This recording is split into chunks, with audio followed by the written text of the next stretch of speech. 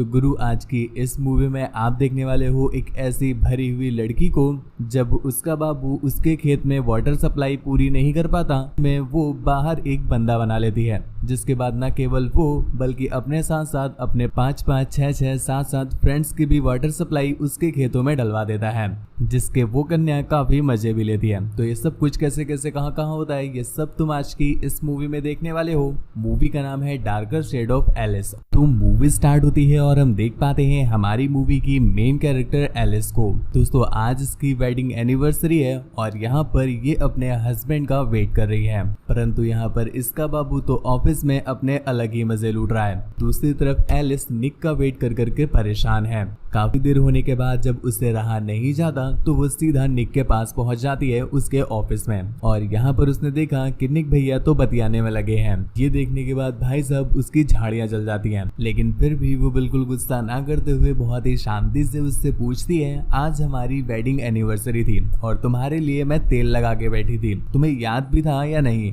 यहाँ पर निक उसे इसका आंसर नहीं करता बल्कि गोली दे करके वहां से कट लेता है। जिसके अगले दिन एलिस बहुत ज्यादा परेशान होती है, तो वो अपनी फ्रेंड ट्रेसा के पास जाकर के उससे ये सारी बात बताती है और उसे बताती है कि पिछले कई दिनों से उसके बाबू ने उसके गड्ढे नहीं खोदे हैं और आजकल तो उसका बाबू उसे रगड़ना ही भूल गया है।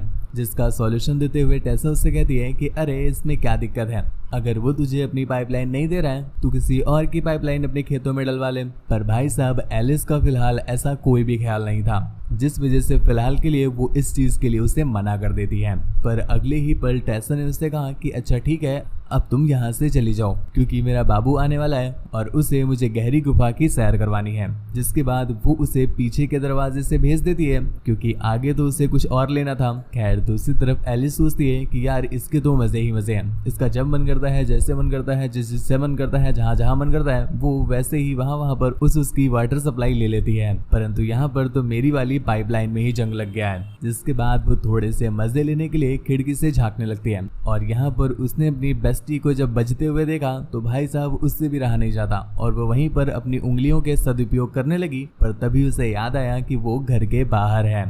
इस वजह से वो तुरंत ही कल्टी मार लेती है क्योंकि घर जाकर उसे अपनी गहरी झील से खारा पानी जो निकालना था। इसी चलते एक दिन उसकी मुलाकात होती है फेलिक्स नाम के एक बंदे से। दोस्तों, मैं आपको बता दूं कि फेलिक्स एक फोटोग्राफर है और एलिस जो है फिलहाल तो वो हाउसवाइफ है, लेकिन एक टाइम पर वो भी मॉडल रह चुकी है। तो यहाँ पर फेलिक्स उससे रिक्वेस्ट करता है क्या वो उसकी कुछ फोटोज क्लिक कर सकता है, पर एलिस उससे मना कर देती है ये बोलकर कि उसने मॉडलिंग अब छोड़ दी है। पर फेलिक्स के बार बार रिक्वेस्ट करने पर आखिरकार एलिस मान ही जाती है। जिसके बाद वो उसे अपने साथ अपने घर ले गई और यहाँ पर ये दोनों फोटोशूट करने लगते हैं। परंतु भाई साहब देखते ही देखते ये फोटोशूट किसी और शूट में बदलने लगता है। जिसके बाद फेलिक्स उसे शॉट देने के लिए उसकी नल्ली में अपना बारूद डालने लगता है।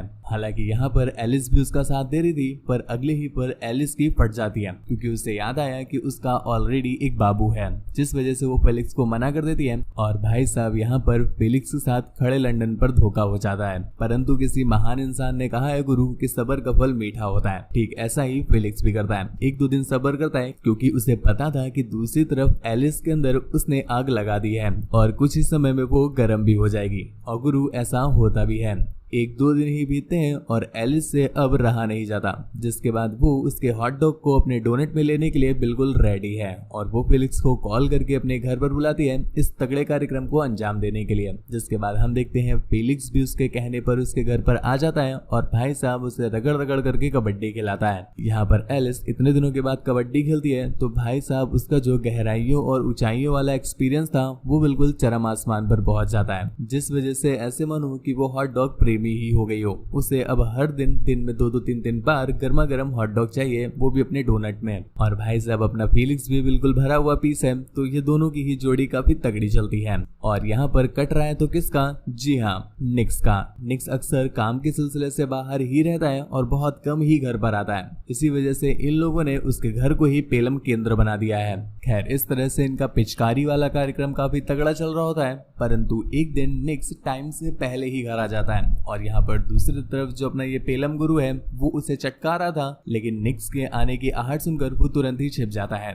जिसके बाद निक्स एलिस के पास आया, उसके पास आकर बैठता है, उससे बातें शातें पेलने लगता है और इसी बीच उसने बताया कि वो इतना ज्यादा बिजी इसलिए था क्योंकि वो काम पर ज्यादा फोकस कर रहा है ताकि उनका फ्यूचर सिक्योर हो सके। इसके साथ साथ वो और भी कई सारी ज्ञान की बातें पेलने लगता है जिस पर बेचारी एलिस बोर हो रही थी। और दूसरी तरफ अपना ये पेलम गुरु फिनिक्स भी छिपा हुआ था और कुछ देर के बाद जब निक्स को नहाने का मन होता है तो वो नहाने के लिए वॉशरूम में चला जाता है और उसके अंदर जाते ही यहाँ पर बाहर अपना फिनिक्स कुछ और ही उसके अंदर कर देता है। अंदर शावर की आवाज की वजह से निक्स को पता ही नहीं चल पाता कि बाहर किसकी चीखें निकल रही हैं और काफी देर तक रगड़ने के बाद जब उसका कार्यक्रम हो जाता है, पिचकारी लीक कर देती है तो वो वहां से 9 to 11 हो जाता है। निक्स जब बाहर आया तो उसे घंटा पता ही नहीं चलता कि हाईवे पे कौन अपनी गाड़ी रगड़ गया है, जिसके बाद वो उसी हाईवे पे अपना विमान रगड़ने लगता है और इस तरह से आज एलिस की डबल ड्यूटी हो गई। खैर इसके बाद से ही ये लोग काफी अलर्ट हो जाते हैं और जब इन्हें कंफर्म न्यूज मिलती है तभी ये लोग रगड़न कार्यक्रम करते हैं। परंतु एक दिन निक्स को काम के सिलसिले से काफी दिनों के लिए घर से बाहर जाना था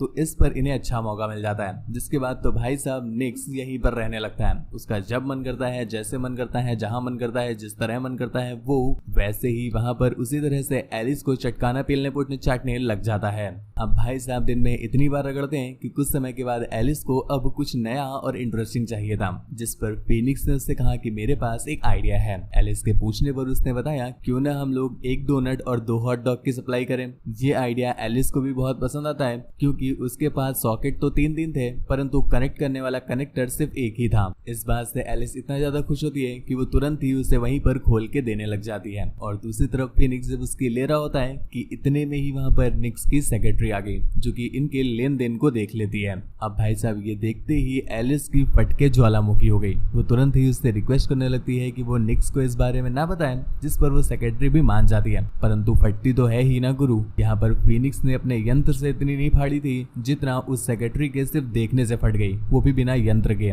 जिसके अगले ही दिन हम देख पाते हैं फिनिक्स अपने एक फ्रेंड को लेकर आता है और भाई साहब फ्रेंड की ऊंचाई और मोटाई तुम देख लो। ये जो तुम देख रहे हो ये भी और कहीं और की भी, जिसे देखते ही एलिस की फट जाती है। कार्यक्रम तो तुम छोड़ ही दो।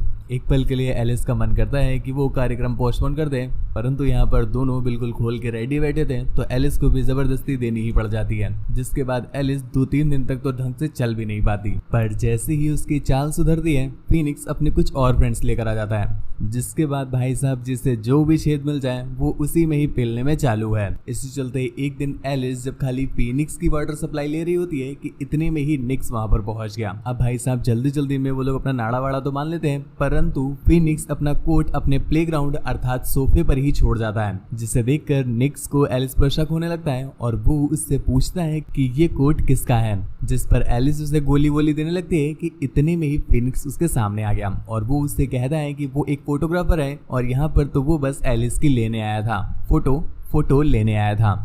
अब ये सुनकर निक्स बहुत ज्यादा खुश होता है क्योंकि वो तो चाहता ही था कि एलिस अपना मन भटकाने के लिए कुछ तो काम करे और यहाँ पर वो अपनी मॉडलिंग को वापस स्टार्ट कर रही है। ये निक्स को काफी पसंद आया। एक दिन एलिस को पता चला कि फिनिक्स का दही जब उसकी कढ़ाई पे गिरा था तो उसका पेट भटूरा बनने वाला है।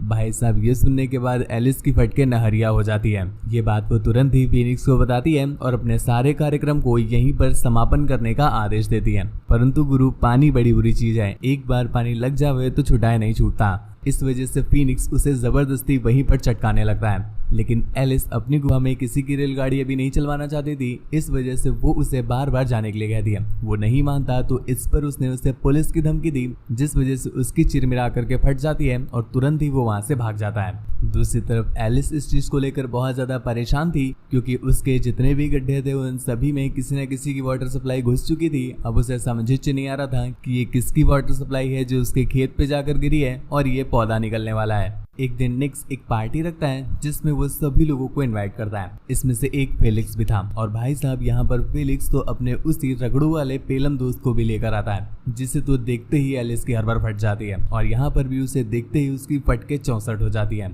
जिसके बाद वो किसी तरह से अपनी जान और अपनी दोनों बचाते हुए वॉशरूम में चली जाती है। परंतु फिनिक्स से गुरु इतना ज्यादा भरा हुआ इंसान कि वो भी उसे सूंघते सूंघते लेडीज टॉयलेट में घुस जाता है। जिसके बाद वो उसे घोड़ी बना करके टिक टिक घोड़ी खेलने ही वाला था कि इतने में ही वहाँ पर एक लड़की आ गई, जिस वजह से इनका कार्यक्रम वहीं पर रुक जाता है। एक तरफ एलिस है जो उसे देना नहीं चाहती है और दूसरी तरफ फीनिक्स है जो उसके ना लेने की वजह से तड़प रहा है, जिस वजह से वो अब उसे ब्लैकमेल करना स्टार्ट कर देता है। एक दिन उसने तो हद ही कर दी, वो उसके घर पर उन दोनों की बनाई हुई एक तगड़ी रगड़न कार्यक्रम वाली वीडियो की कॉपी उसके घर भिजवा देता है। और भाई साहब निक्स बस उसे ऑलमोस्ट देखने ही वाला था, लेकिन किसी तरह से एलिस उसे रोक देती है। इस चीज से परेशान होकर के एलिस उससे पूछती है कि आखिर वो चाहता क्या है, जिस पर वो उसे बताता है कि बस उसे आखिरी बार उसकी लेनी है, जिसके बाद वो आराम से जाए, उससे वो दोबारा कभी डिस्टर्ब नहीं करेगा। एलिस इस तरह से फंस चुकी थी कि अब ना चाहते हुए भी उसे उसकी बात माननी पड़ जाती है। और फिर अगले ही दिन वो उसके बताए हुए एड्रेस पर तेल वेल लगा करके रेडी होकर पहुंच जाती है। और भाई साहब यहाँ पर अकेला फीनिक्स नहीं था,